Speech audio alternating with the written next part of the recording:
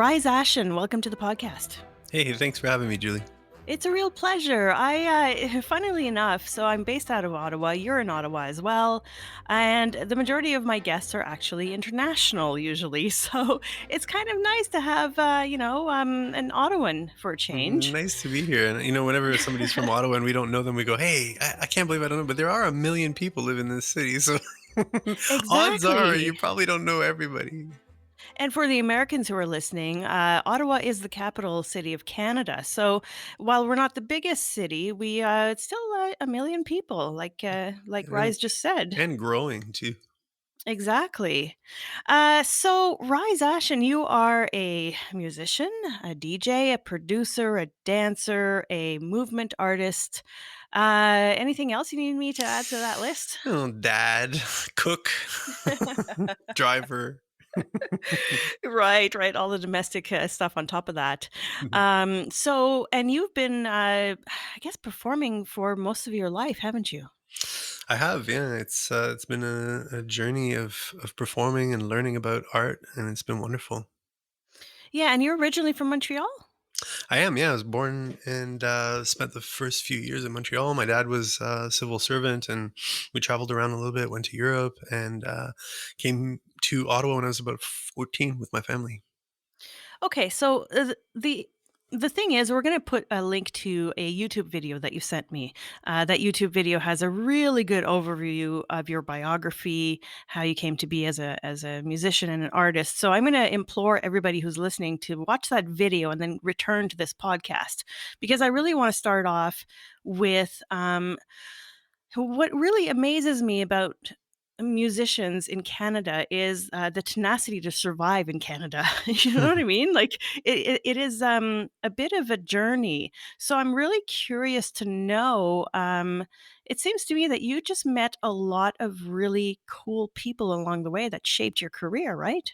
Oh man, yeah, absolutely. It's just been, like I said, a trip, a journey, and a constant process of learning and of having my eyes opened by all these incredible artists that I've had the blessing to come across over the years. So like who's somebody who's shaped your career the most, would you say?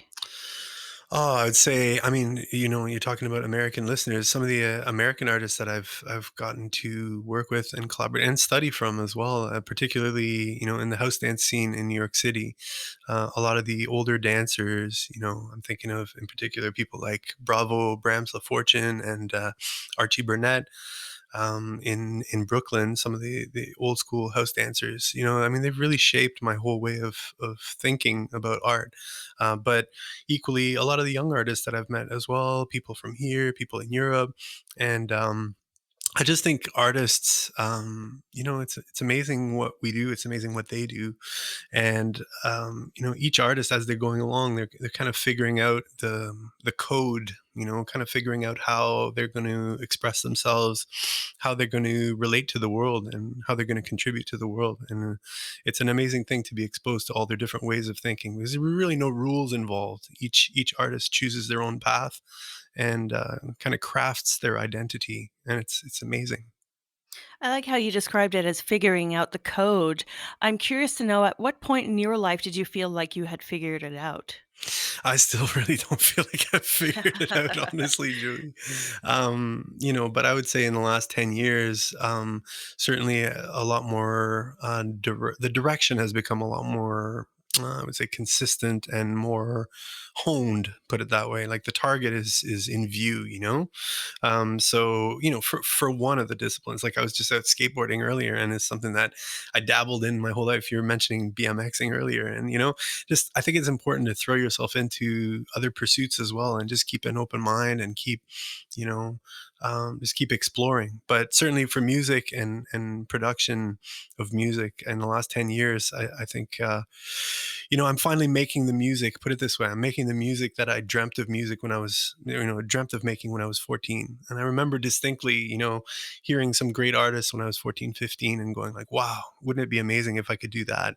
And now I do feel like I'm in that league again, or finally I'm in that league and I'm able to express myself in those ways. That's another that's really interesting what you're saying because I had the White Walker from Game of Thrones, Ross Mullen, who's, the actor, and he was saying that, his whole childhood, he wanted to play monsters on TV, and he finally got to do it, and I think that that's something that is very common among artists, where they almost kind of have a promise to themselves, Hmm. to be the person they always envisioned being when they were a kid. So I guess you always knew when you were a kid that you wanted to be, an artist?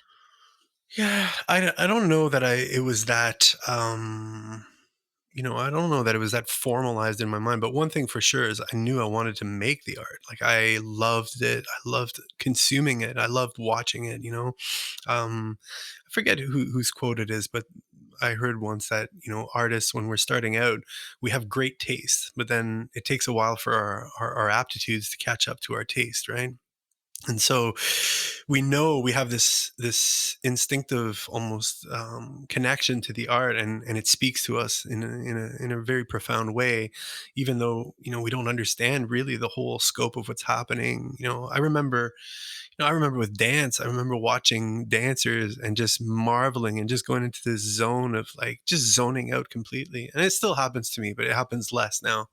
Same with musicians. I remember listening and watching to them play, and then just literally just blanking out and just having this pure emotional connection to the what they were doing, but not understanding how they were doing it. So I think as you're going along as an artist, you start to piece together what it is exactly that you're fascinated with, and you start to understand the language of the art. And then slowly, as you're practicing and you're working it, you end up developing your craft. And then, the one of the I don't want to say that it's sad, but it's one of the realities of being an artist, is as you go along, some of the magic does not disappear, but it shifts, and it's no longer this magical. Well, for there's still the magic, right?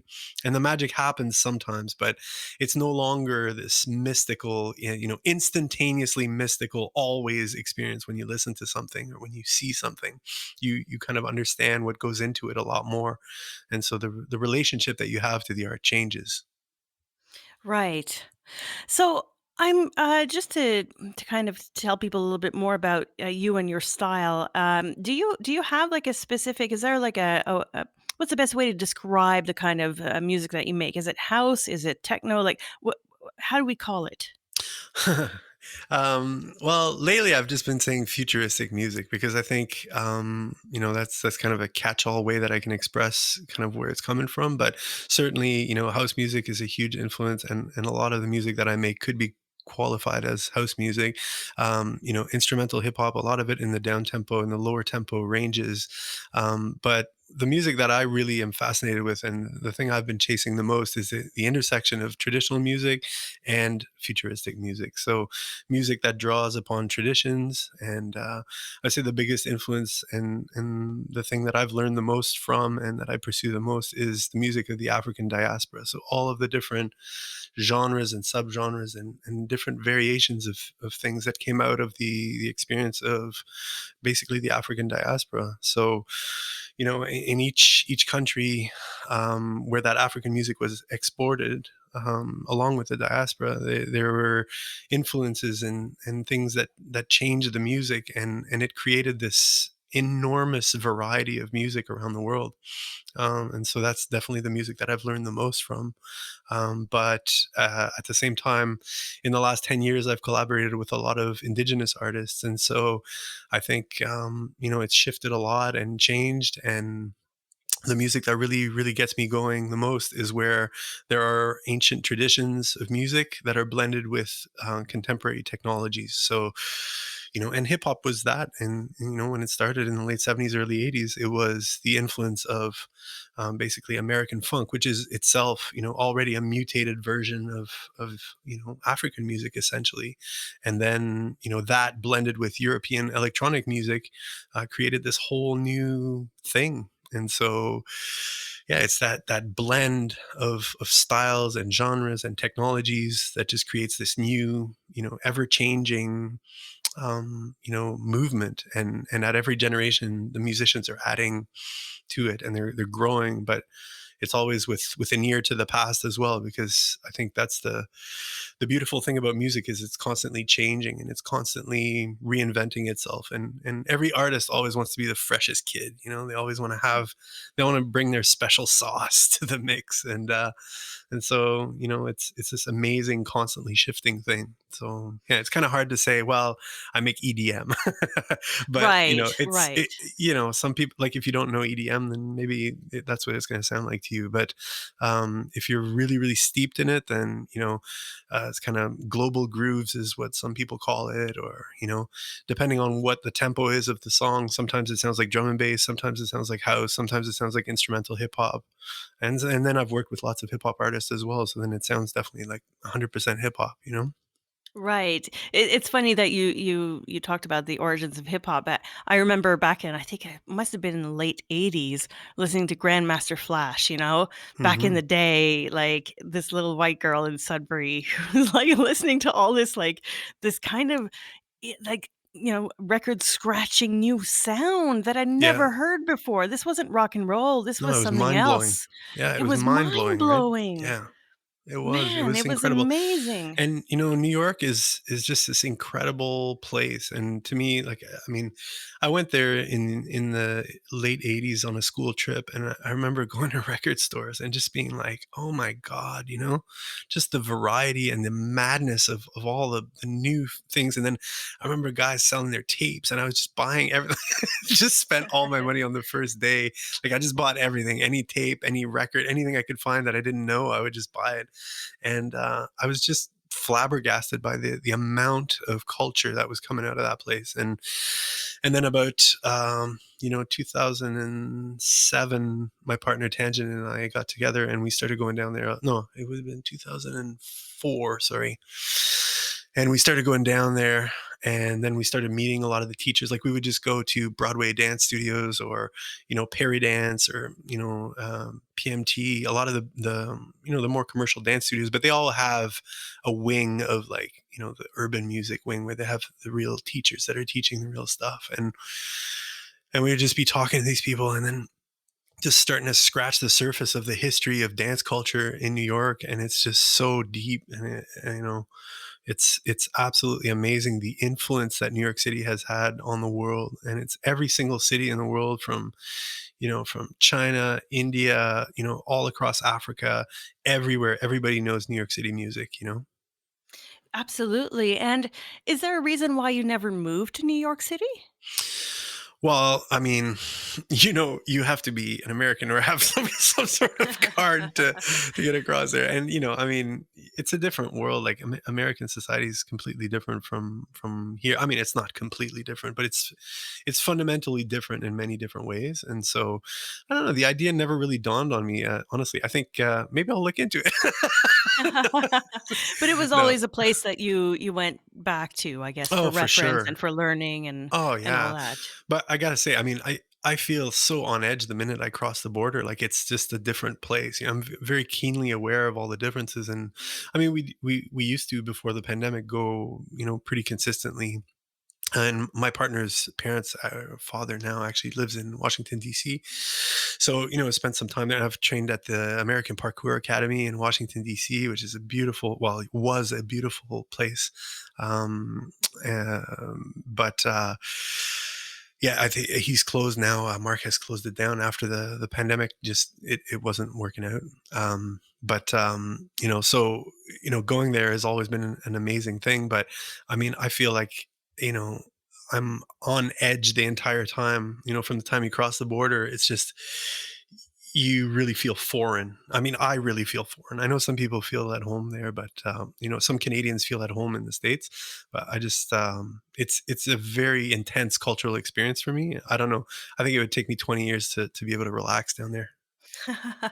Well, I think the times have changed. Let's just, call it what it is. It's that Mhm. everything is heightened, or has been, at least maybe even for the past 10 years. It's been kind of different. And perhaps Canada and the United States are even growing more differently than before. I don't know. Well, Um, social media has changed the world. It's in amazing ways and in incredibly horrible ways as well. And it's definitely it's changed the way that we conceive of ourselves. It's changed the way that we relate to each other, and it's certainly changed our relationship to art dramatically. Yeah, so it's funny because I was going to ask you about the New York art scene, and maybe let's talk about that first. But I also want to talk about the arts on social media. So let's start with the New York art scene. I imagine you haven't been in a couple of years, and mostly Yeah. because of the pandemic. But Hmm. do you find that since you last, since you started going there to explore hip hop and stuff, has it gotten better? Has it gotten worse? What's it been like? Well, in the states, my experience, and I mean, I'm no expert in the New York City art scene at all. Like, so this is just really speaking as an outsider. From your perspective? My perspective is that, the American, like their star system that they have set up down there is like nothing else in the entire world, right? So when you make it in the US, you make it. Everybody else is just in the same position that most Canadian artists are in. So you've got this real, I would say 90, I don't know, 95%, 98% of the artists are just working really hard and struggling. And then you've got this very, very small percentage who are doing amazingly well. That said, the artists who are the successful artists in that 98%, the ones that are managing to make ends meet with it, and the ones who have the good teaching positions and who are, kind of the kings of the underground, the real celebrated artists, the one that everybody, nobody disagrees that these guys are the bomb. And a lot of times the really top artists, the ones that have made it, hire them. So a lot of the teachers that I was learning from, they've all, they've toured with a lot of the big artists, but it's not like they're really a part of that star system. So there's always this feeling like a lot of the really big artists are kind of using them. They're for they're stealing their funk in some way, and they're cashing in on a lot of that real street soul. So there's definitely that tension between the very successful artists and the ones who have devoted their lives often but are kind of working in obscurity.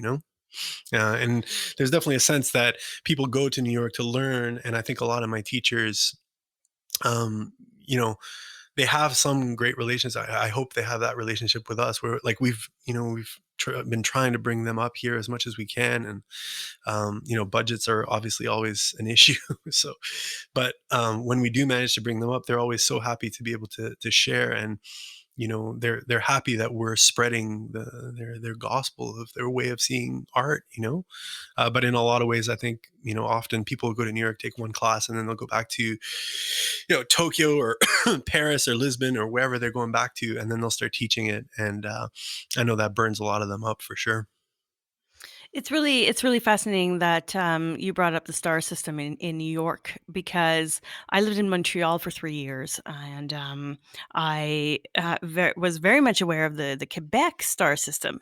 Hmm. So there is a star system within Canada, it's just that it's Hmm. French and it's, unique to a very specific province and a very Yeah. specific town, and I saw a lot of that in Montreal, particularly in the film industry. So I worked with, some top talent in the film industry, and you could tell, who's writing whose coattails and who is, for example, I directed a music video with Pascal Bussière, and shortly after that, I started getting emails from people saying, "Hey, can you get Pascal to do this for us?" And I was like, "Whoa, Wow. this is something that is very foreign to a Franco Canadian outside of Quebec. So Mm. it's the arts in Canada. Let's talk about that for a minute here before we get to social media. Uh, I'm curious to know because you're originally from Montreal. Is there a reason why you didn't go back to participate in the star system in Quebec? So yeah, I mean, we really have two different arts communities in Canada, and I mean, Montreal is a very very interesting place, and it really has two different worlds going on. So on the one side, you've got the sort of outward looking, very international, house music scene and in Montreal. I'm talking specifically for dance music, okay? And then on the other side, you've got this what you're referring to, which is that Quebec star system, mostly, French language music. That's really focused on that French language and French identity, right? So, I mean, I would say they're two very very different worlds that are coexisting there, and the where on the English side, it's much more aligned to what's going on in Toronto in terms of the people that are coming through, the artists that people are bringing in, and the type of music that's being made and the type of nightclubs that happen and the events that were happening before the pandemic. But then on the other side, you've got this whole other, like you're referring to, the star system, and it's much more aligned with what's going on in France and in some cases with the rest of the francophonie in Africa, and mostly in Africa really, because that's where most of the French speaking countries are, right? So yeah, it's kind of a two tiers of that star system going on there. Or that you've got the star system on the one side, and then you've got the underground Canadian music on the other side, and then you've always got the big international names that are kind of tied into the big promoters and a lot of the radio stations and that kind of stuff, and that's more coming from the American companies that operate up here, because we do have a lot of American companies operating up here, and they're pushing, aside from the CanCon stuff, which is really an anomaly, and doesn't exist in the internet world. So it's quite a there's a lot of power dynamics, and there's a lot of corporate interests in the arts scene. And then I the music that I make doesn't even really, like, it doesn't even register on those people's radar. I was reminiscing the other day about how when I was 14 years old, I got in my head that I was going to get a song that I'd produced played on the radio, and I started going to all the offices here. And it took me a week to understand that these places are really their distribution arms of American companies. And there was just zero chance that my stuff was going to end up on commercial radio. So I just kind of gave up on that like 32 years ago. And well, I mean, besides, I see you more as almost an experimental artist because I find that you tend to pick something that you really like and you do something with it, whether it's a new sound or a new cultural experience or whatever. To me, that's who I see when I see Rise Ashen. Hmm. Um, in regards to social media, okay, so let's talk about that for a minute because I've had a lot of artists on the show. We've talked a little bit about how technology has changed their game, but you brought it up, and I think it's a discussion worth having. How has that impacted not only your work but the arts community around you? I think technology is constantly it's constantly shaping how people consume art. And in my short, it's 30 years, it sounds long, it's really short in the grand scheme of things. And in my 30 years in music, I've seen the coming and going of several technologies, starting with vinyl, which was omnipresent when I was 14, 15, 16, and then started to fade very quickly after that, and cassettes also, and then the CD, which was such a huge thing when it came in, and and just changed the way that people were consuming music. And then the internet came, and song sharing happened, and that was huge. And then that turned everything on its head. And then again with streaming, it happened in the last, I would say, what, 8 9 years, it happened again. So it's several times the industry, or whatever in between brackets industry, has been turned on its head in my short little career. So I think it's just, this is just how it is.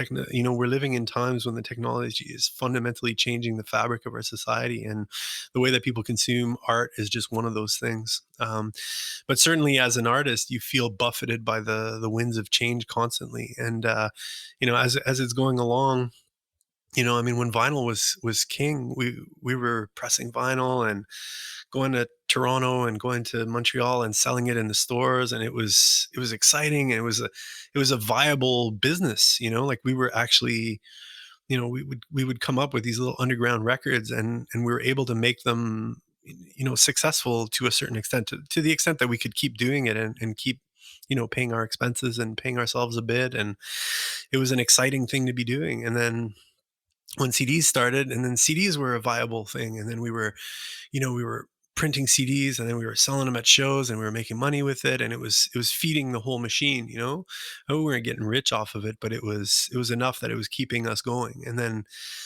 then the song sharing stuff started happening, the file, the Napster, and all that started happening, and it was like, oh boy, like Hmm. how are we going to do this? And then it was selling MP3s, and that was kind of, it was a fraction of what we were doing with CDs, but it was still, there was still something. But with the last iteration of the music business, or people say the business music, it's not really the music business, the business music. The last one has just, it really kicked me in the pants. Like the streaming is just an absolutely horrible model for artists. There's just there's no sugarcoating it. It's brutal. It's interesting, right? Because the streaming is great for people, like for listeners, Yeah. right? Because I can create a playlist on Spotify, I can discover new music, and same. And it's interesting because it took me a long time to move to Spotify. For a long time, I was stuck on music videos, so I Hmm. was making these playlists on YouTube. But yeah, I hear that the model really sucks. Well, So financially, yeah, yeah. there's no sugarcoating it. But, I agree with you that it can be an amazing tool. And I think some people are really using, and some DJs have really embraced it. Like I've just had such a knee jerk reaction to Spotify that I just can't get into it. Like I know I should. And everyone's always asking me for playlists. And I say, oh, listen, why do you need a playlist? I got a mix. Just listen to this mix instead. But people just don't consume music. Well, not that many people. Dancers consume mixes. Like when I listen to music, I love to listen to mixes. So I'll seek out a DJ, I'll follow them, I'll go on their Mixcloud, or now it's Twitch. Twitch is a big thing. So I like to listen to DJs mixing records. But for individual songs, I get it. It's very convenient, and it's a great way to share. But you know, it's tough. It's tough. It definitely is. How Yeah. about the pressure for self-promotion, So, again, social media, you were saying how it has divided people and all that stuff, but also, it has created this weird scenario where artists are responsible for their own self-promotion. I work as a digital strategist. I have a few artists under my, as my clients, and, boy, is it ever overwhelming for them. It's a tough, um, landscape, I guess. Yeah, So it's how do incredible. you handle that? Listen, I mean, I know people ask me all the time, like, how do you get so much, traction on Facebook and stuff like that? I don't even really consider that if you look at someone like, I don't know, Gary Vaynerchuk, and people like these are the masters of it. For me, I dabble in it. I do what I can. I try to allocate as much time as I can to sharing stuff, and understanding the platforms, and understanding what they do. And I do, I think it's really important for artists to be spending some amount of time on social media to try to understand, what people are saying, what the trends are, what the music is that people are sharing, and how people are, how music fits into that world. But for example, like, TikTok, like I really need to spend, some time learning TikTok. It's like, I know that there are immense opportunities there to connect with people, and it's just how much time do you want to spend on it? And at the end of the day, being an artist, it's a practice. And if you're spending all your time doing those things, then you're not going to be spending the deep, profound amount of time that you need in the studio, the extensive amount of time that you need to be honing your skills, right? So it's a weird world where you could easily spend all day just promoting something, but you could also easily spend all day just working on your craft and getting better at it, and creating also. I mean, no matter how great you are, it still takes a lot of time to create something, especially something great. And so it's this strange thing where I think a lot of the young artists are spending way more time promoting themselves than we ever were. But maybe this is just the way. I mean, it's just the way it has to be right now. But I know for a fact that artists, a long time ago were not spending this time doing I know from reading biographies of the great jazz musicians that they were spending time playing, like that's how they spent their time. And ultimately, there are only so many hours in the day. And if you're spending all your time promoting yourself, then it's and then it's also a conundrum because at the same time you've got access to every single song that ever comes out is just there. And so, and the minute something is really good, it gets shared like crazy. So you've got this environment where it's almost, and I feel it as well as an artist, is like I don't even want to put out 90% of the stuff that I do because I feel like everything is so polished and so finished that it's not the type of environment where people want to hear your rough drafts. You know what I mean? Ah. It's like you're expected to be always hitting with your best thing, like everything you put out, and you're only as good as the last record you put out, And so it's the type of thing where, like we censor ourselves so much in what we say because we want to get those likes or we want people to, you don't want to be publicly shamed for something that you say. Well, it's the same thing artists are doing it constantly. They're constantly self-censoring. And I don't think it's healthy. I don't think it's good for the scene. I don't think it's good for the art. But it's the way that these algorithms have been programmed. I mean, the algorithms were not programmed with art in mind. That's the bottom line here. The algorithms are programmed with one thing in mind, and that's engagement. And so they're trying to engage as many people as possible for as long as possible so that they can sell them stuff. And they do it brilliantly. And we are the product, And so it's this really effed up thing that we are the resource that is being mined, we are the Bitcoin that they're after, our minds, our taste, our opinions, our data is what's being mined. It's almost like an unthinking machine, and it's after engagement. That's what it wants, and that's what it's getting. And the art is just one of the other things that's fallen by the wayside, in a lot of ways. I couldn't agree more with you, actually. And it's funny because I just released a blog article this evening, complaining, not complaining, but pretty much pointing out the same thing in that the art scene has kind of gone to shit because of the self censorship, the this kind of sanitization, the online version of the artist's world. And I see it. I see it in the art that's being produced sometimes because people don't have these experimental physical spaces to play in. There's no like Especially not now with the pandemic, right? no, Yeah. exactly, exactly. So Yeah. everybody's on TikTok, everybody's on Instagram, and these large corporations tend to dominate the kind of discourse that can be had. Yeah. Do you find that it's there's a lack of rebels today? Oh, yeah, absolutely. It's the whole spirit of being a physical, like the whole punk mentality, and even hip hop too. The rebelliousness and the self centered, which is part of art, is just this like self serving, self centered thing where you just go out and you don't give a rat's like you just don't care. You're just out there and you're expressing your individuality, you're expressing your condition, you're talking about your condition. And I think that that is very, very rare these days. It's few and far in between are the artists who are really honestly just speaking out, make creating what they want when they want, and just like not caring what and part of it is just it's just really hard to devote the amount of time that is required to make art, right? So everybody has to eat, everybody has to live somewhere. A lot of people have kids. You don't want to just you don't want to rock the boat too much, right? But that's the beginning of the death of your expression as well. And so that's one of the reasons. And I mean, everybody has to navigate this their own way. Every artist has to find the path that works for them. And I certainly don't. I don't blame anyone for how they're creating and what they're choosing to speak out against and what they're choosing to do. But to me, I got to a point when I was in my early 20s where I was working as an artist professionally, and it's like that book, The Fountainhead. It's like at one point, if you can't do your art for yourself, what's the point? When you get to a certain point where you're creating for people and they're dictating what the art is going to be done like, at one point you just feel like it's a form of prostitution. And to me, I had this horrible feeling a few times doing corporate jobs where I was just like, you know what, I can't do this. I would rather work as a manual laborer. I have other pursuits. Like I work in real estate. I do lots of other things, the physical training stuff. And to me, with the art, I need to keep that pure. Like that has to be for me.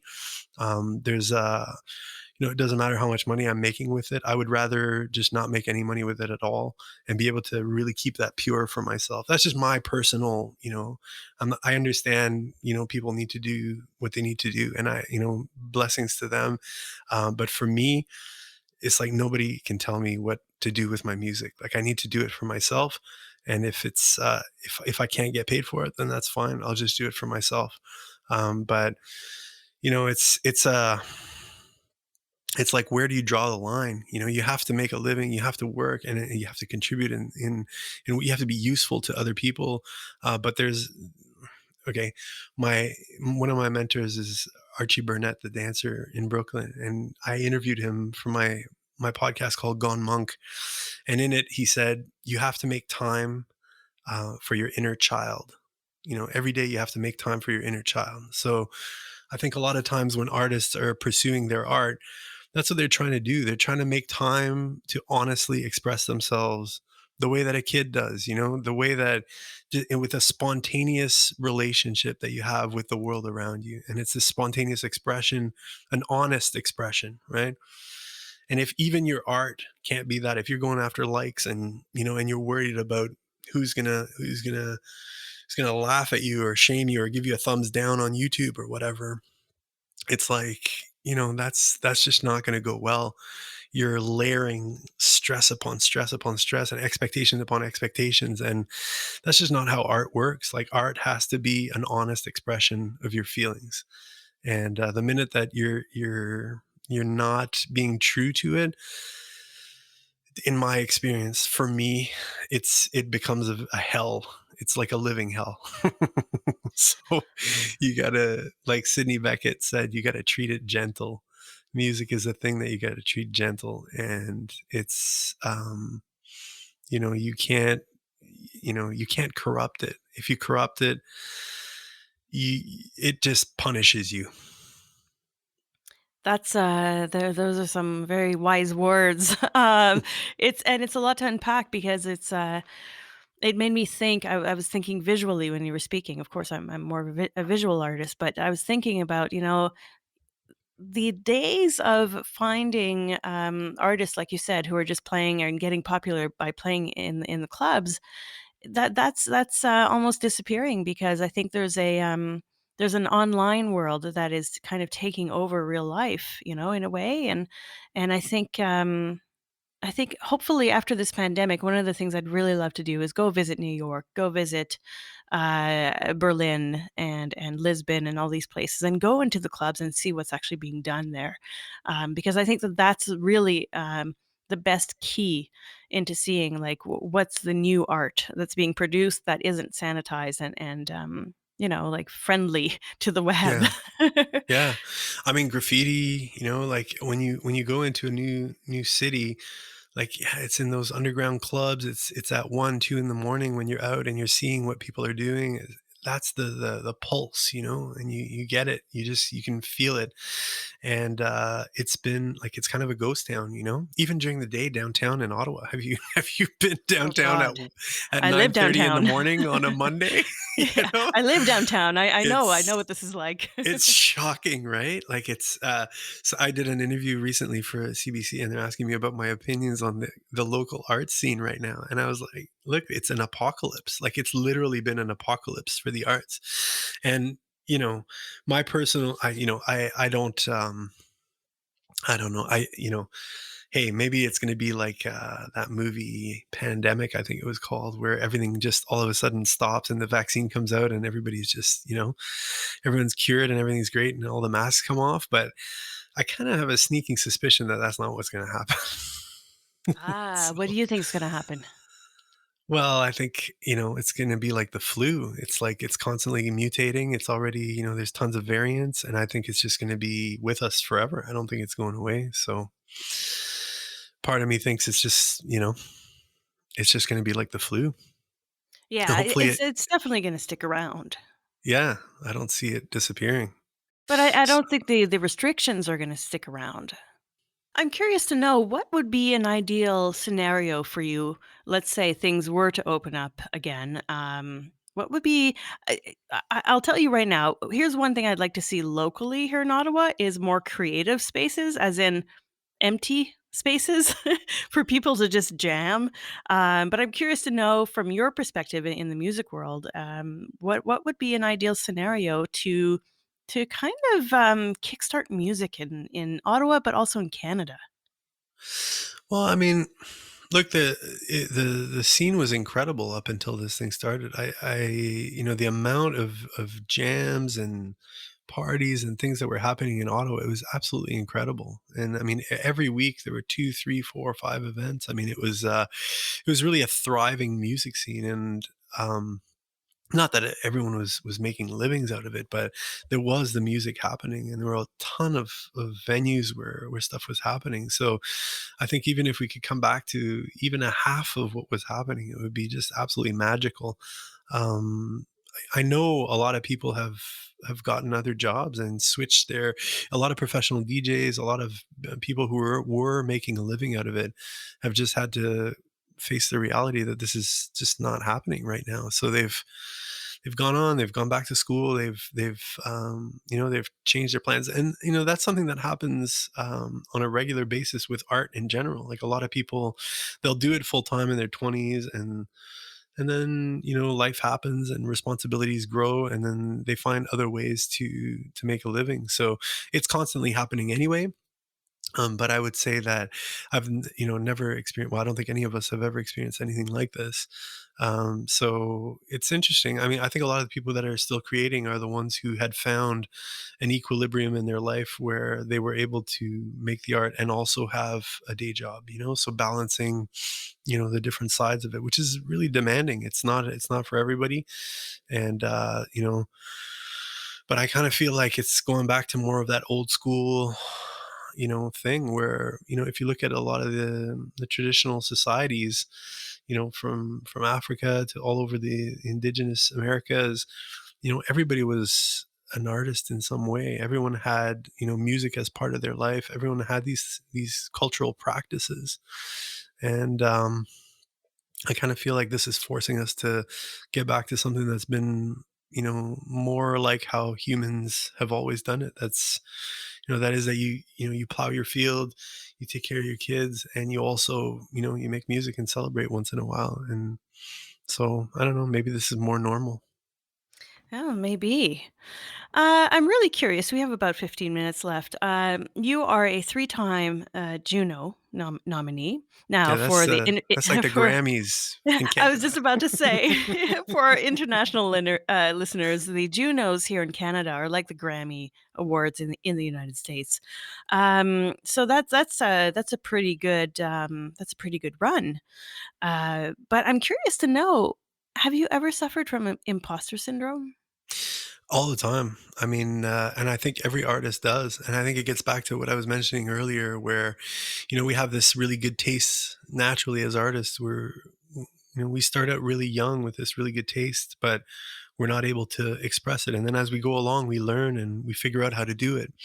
But excuse me, a lot of times we're left in that state of, we're always 14 in our minds, always trying to figure out how to do this thing that we want to do. And you work hard enough at something, you're gonna figure it out.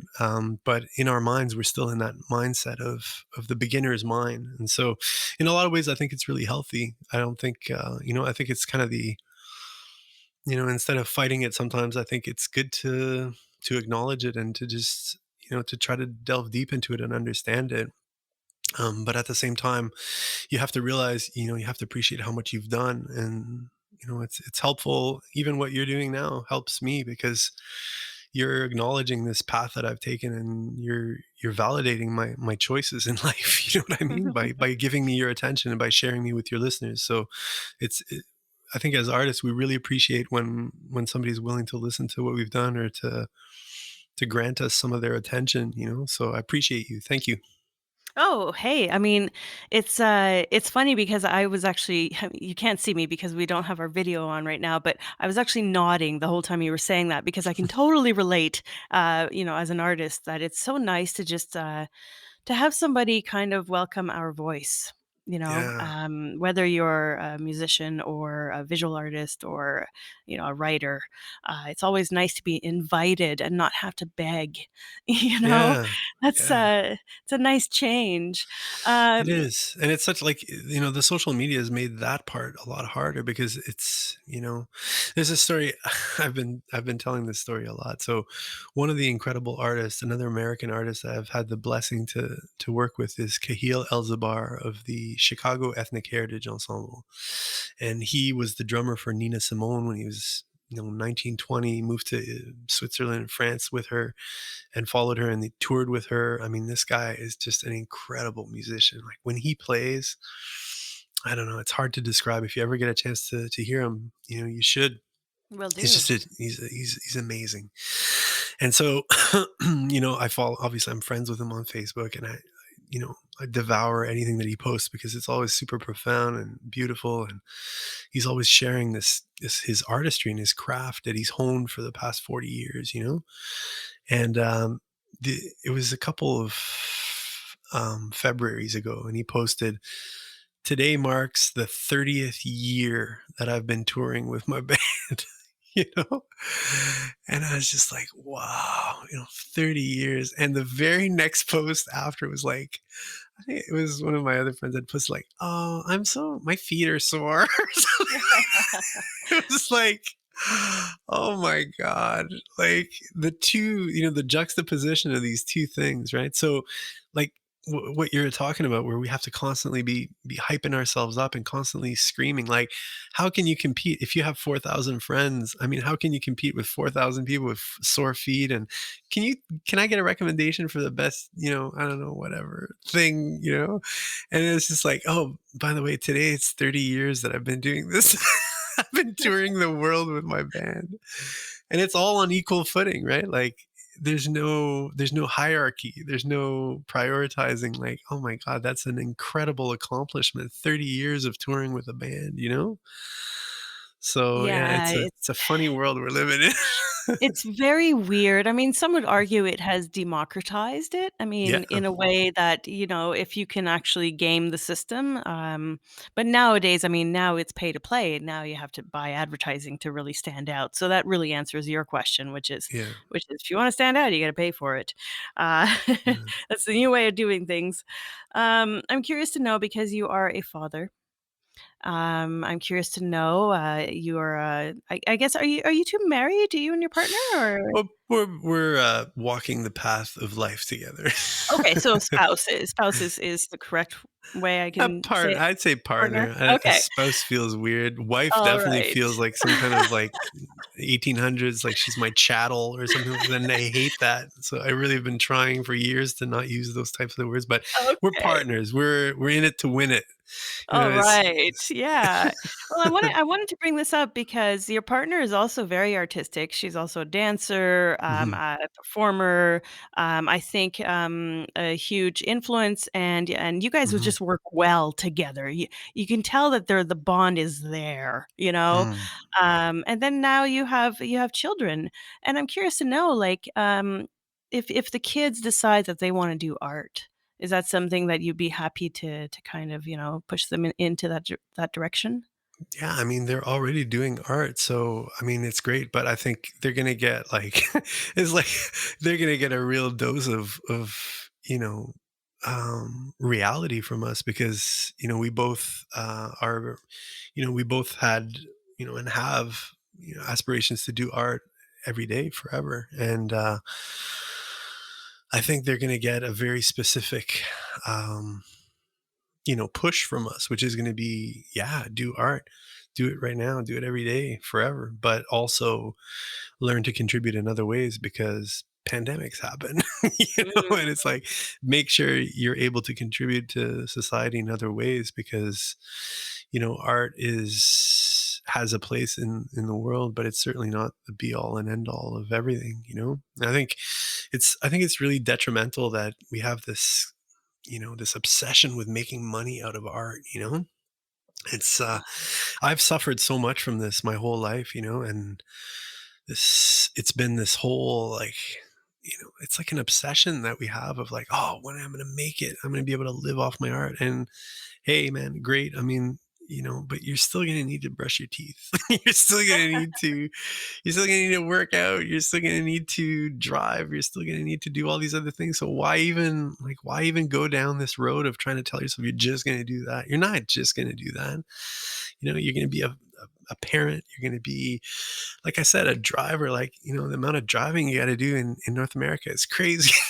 You got to drive. Like you're gonna have to locomote. You're gonna have to move around. You're gonna have to, and then you're gonna want to move. You're gonna want to relate to people on other terms other than just as an artist. So, but it's like, and it's the system. It's the economic system. Like we're always trying to fit everything into the bloody economic system. It's like everything, all these human impulses that we've been doing for time immemorial, like they have to fit into these little boxes, and we have to say, okay, well, you're a professional and you do this professionally. Well, it's like, no, man, I just do this. This is who I am. It's like an artist is who I am. I create stuff. Everybody's an artist. Everyone can be an artist. Like, it's just, do you want to do it? Like, if you want to do it, then you're an artist. There you go. You're done. You're there. You don't have to worry. You don't have to stress. You just are an artist. Take a piece of paper. Here's a pencil. You're an artist. Boom. You got my stamp of approval. It's like society puts so much emphasis on this, like making a living off of it. And I think it's really destructive because everything gets tangled. Like we should be celebrating the joy of pencil on paper. We should be celebrating the joy of spontaneously dancing. And yeah, like for Tangent and myself, like our home is all about that. Like we've like there's training apparatus all over our house. Even on the main floor there's stuff to hang from. There's like we've really created this. And she's an architect, so I mean she's deep into design and how design influences your lifestyle. And so we've really kind of taken this approach of trying to incorporate art into everything that we do. And a lot of people think we're crazy. Our kids, like we let our kids ride their rollerblades and scooters inside the house. It's like it's a madhouse in here. Oh, Like it's just a man. total mad. But like, man, that's like a dream come true as a kid to rollerblade in your house. I It's just probably do like, it as a grown-up, to be honest. oh yeah, man, yeah, totally.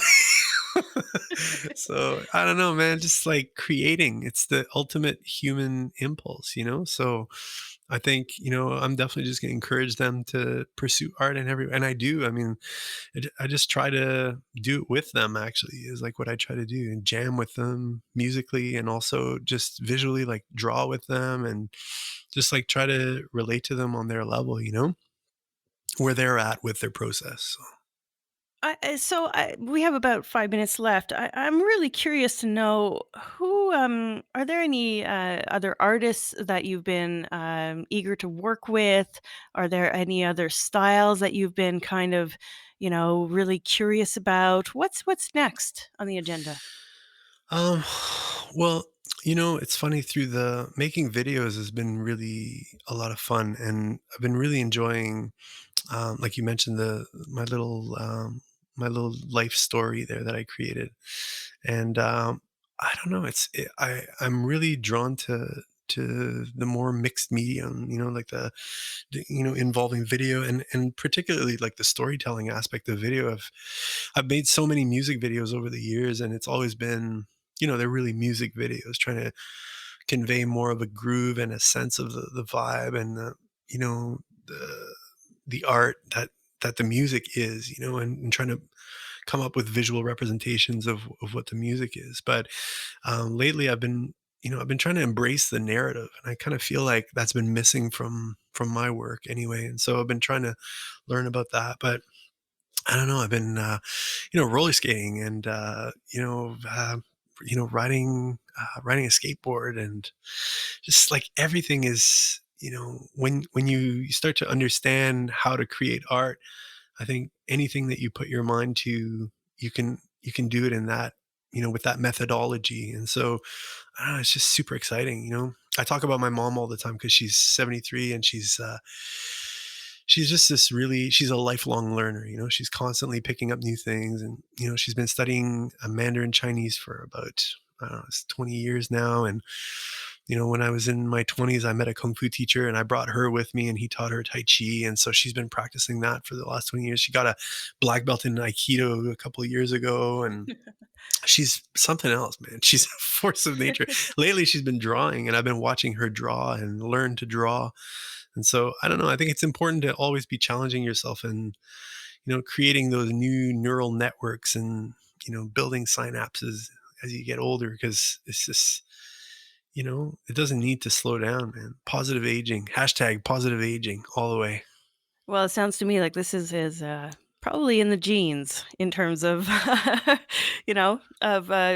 exploration and curiosity. It sounds like it's in your genes for sure. Well, maybe Um, maybe it's just maybe it's or the learned, or good maybe it's, influence, you know? yeah, good influence. Yeah, hey, one of Yeah, those yeah, things. for sure. I think we can all do that, and there's no. I think the thing is to guard yourself against these corporate interests. I think that's the biggest thing. I mean, we've alluded to it a few times, but if you just do what you're supposed to do right now, what these companies want you to do, and what the social media wants you to do, I mean, it's going to be really, really negative for you. So I think you need to protect yourself. You need to erect barriers around yourself that will allow you to have some sanctity in your life, and to have a little bit of peace of mind. Because if you don't, I mean, it's a rat race out there. Yeah, and I think that's a great message to end on. I think it's it's something I've been thinking about a lot lately. So I'm really glad that we had a chance to speak about this, Rise. It's been an absolute pleasure. Thanks again for Pleasure's all coming on the mine. show, and I hope that people take the time to go and discover your work. You are at riseashen.ca. We were going to post all the links that you sent to me. In the show notes. So please go check that out. And Rise, I wish you continued success. Thank you so much. And if the music resonates with you, please get in touch. I'd love to share, and to learn other people's stories as well. Wonderful.